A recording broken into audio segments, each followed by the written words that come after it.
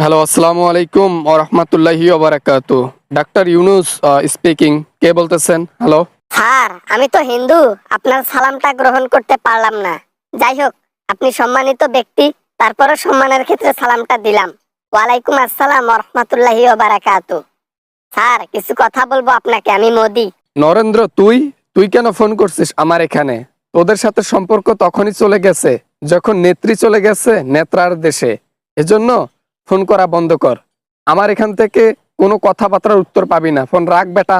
Sir, বিশেষ কিছু কথা বলার জন্য ফোন করছি, খুবই দরকারি, না হলে সমস্যা হবে। আপনারা যেটা শুরু করছেন না, এটা একেবারে একেবারে সেটা অস্বাভাবিক একটা বিষয়। অস্বাভাবিক। এটা স্বাভাবিক বিষয় না। কি এমন করলাম যে অস্বাভাবিক ব্যাপার হয়ে গেল? কি এমন অসুবিধা করলাম? হ্যাঁ, আমাদের দেশে আমরা কি করব না করব তোমাকে জানিয়ে করব?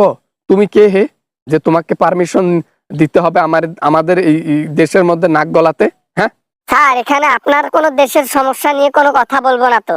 আমি শুধু কিছু কথা বলবো, একটা দুইটা জিনিস চাইবো আর কি। এখন আপনি যদি দেন তাহলে আমি উল্লেখ করতে পারি কি চাবো। কি লাগবে? ইলিশ? ইলিশ মাছ? ঠিক ধরেছেন স্যার, আমাদের দেশে ইলিশের সংকট বেড়েছে। আমরা ইলিশ মাছ খাইতে পারতেছি না। বাংলাদেশ থেকে ইলিশ মাছ যেভাবে আসছিল প্রথম থেকে, এখন সেভাবে আসা বন্ধ হয়ে গেছে। ওই চুরি ছেঁচড়ামো করে যে কয়টা ঢোকে ওই কয়টা আর নাই। চুরি করে যে জিনিসগুলো ঢোকে না, ওটাও 2 দিন পর বন্ধ হয়ে যাবে। সেই সিস্টেমে যাচ্ছি আমরা, ঠিক আছে? আর ইলিশ মাছ খাওয়া ভুলে যাও। বাংলাদেশের পাবলিক ইলিশ মাছ পায় না, তোমাদের পেট ভরাবো আমি? হ্যাঁ, কখনোই না। ফোন রাখো, ইলিশ মাছ নাই। স্যার, প্লিজ স্যার, আমাদের উপর একটু দয়া করুন স্যার। আমরা ইলিশ মাছ না খাইতে পারলে আমাদের আর ভাল লাগে না। ইলিশ মাছ খেয়ে খেয়ে মুখটা একদম ইলিশের মতো করে ফেলেছি। এই জন্য সমস্যা, এই নেশা আর ছাড়তে পারবে না ভারতবাসী। কিছুদিন আগেও বন্যার জল দিয়েছিলেন আমাদের দেশে। আমাদের মানুষদের কত ক্ষতি হয়েছে, অনেক মানুষের প্রাণও গেছে। আপনি এটা দেখেছেন, মজা দেখেছেন আপনি আর হাসিনা। আর সেই দেশে দেব ইলিশ? কখনোই না। ইলিশ দিতে পারি, শর্ত আছে, নিবেন? আমরা সব শর্তে মানি নেব, সমস্যা নেই। আমরা সব শর্তে রাজি, শুধু ইলিশ মাছ দেন। যার শর্ত আছে মেনে নেব। আচ্ছা, শুনি আগে কি শর্ত, বলেন বলেন। 1 কেজি ইলিশের দাম 1,20,000 টাকা। যদি পোষায় নেন, না পোষাইলে কেটে পড়েন, কেটে পড়েন। দেব না ইলিশ। এটা কোনো কথা বললেন স্যার? এটা না দেওয়ার একটা কথা। 1 কেজি ইলিশ কখনো শুনেছেন যে 1,20,000 টাকা হয়? হ্যাঁ, এটা দিবেন না জন্য এইভাবে বলতেছেন। না দিলে সেটা বলেন, এই দাম বাড়ানোর সাথে সাথী। হ্যাঁ, আপনি তো সোজা কথার লোক না, এই জন্য সোজা কথা বললাম, একটু আগে পছন্দ হইল না, এখন একটু বাঁকা করে বললাম, এখন আবার উজুত থেকে গেল। হ্যাঁ, এতক্ষণ যে বললাম ইলিশ মাছ আপনাদেরকে দেব না, বিক্রি করব না, বাংলা কথা বোঝেন না আমার?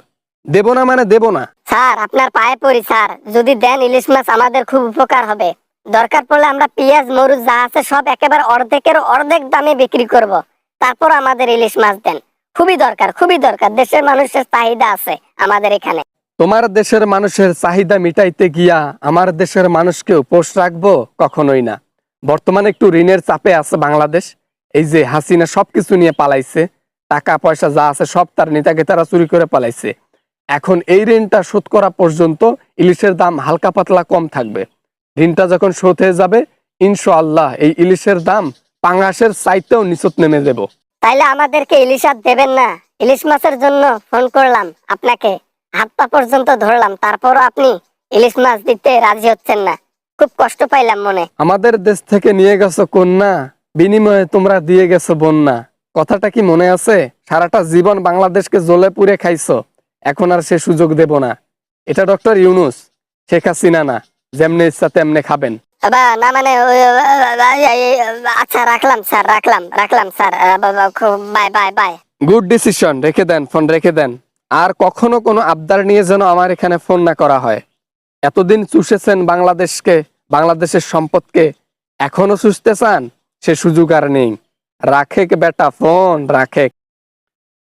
আই হোপ ভিডিওটা অনেক ভালো লেগেছে অ্যান্ড অনেক এনজয় করেছেন। যদি ভিডিওটা ভালো লাগে তাহলে প্লিজ একটা লাইক করবেন, আর কমেন্ট অ্যান্ড শেয়ার করতে ভুলবেন না। কমেন্টে আপনার মতামত লিখবেন ভিডিওটি কেমন লেগেছে।